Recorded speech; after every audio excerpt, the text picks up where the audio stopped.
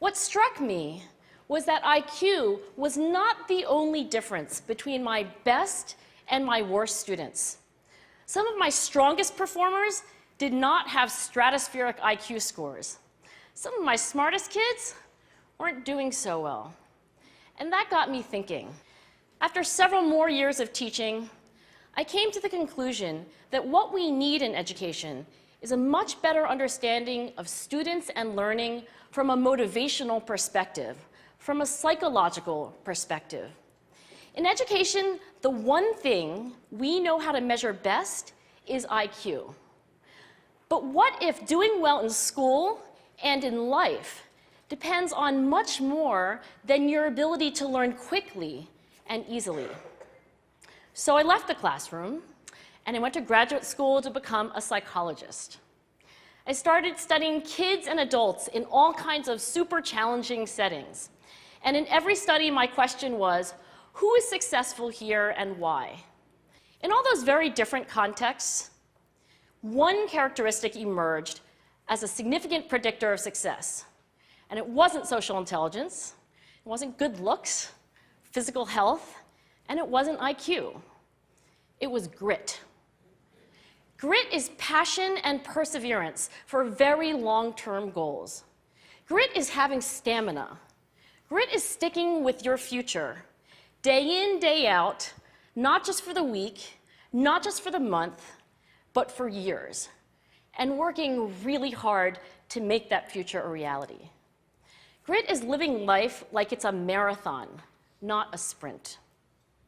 A few years ago, I started studying grit in the Chicago public schools. I asked thousands of high school juniors to take grit questionnaires, and then waited around more than a year to see who would graduate. Turns out that grittier kids were significantly more likely to graduate, even when I matched them on every characteristic I could measure, things like family income, standardized achievement test scores, even how safe kids felt when they were at school. What I do know is that talent doesn't make you gritty.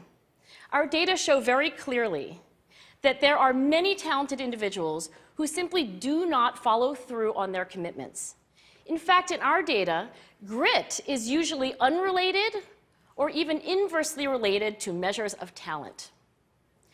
So far, the best idea I've heard about building grit in kids is something called growth mindset. This is an idea developed at Stanford University by Carol Dweck, and it is the belief that the ability to learn is not fixed, that it can change with your effort. Dr. Dweck has shown that when kids read and learn about the brain and how it changes and grows in response to challenge, they're much more likely to persevere when they fail, because they don't believe that failure is a permanent condition. So growth mindset is a great idea for building grit, but we need more. And that's where I'm going to end my remarks, because that's where we are. That's the work that stands before us.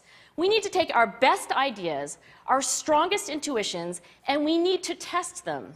We need to measure whether we've been successful, and we have to be willing to fail, to be wrong, to start over again with lessons learned. In other words, we need to be gritty about getting our kids grittier.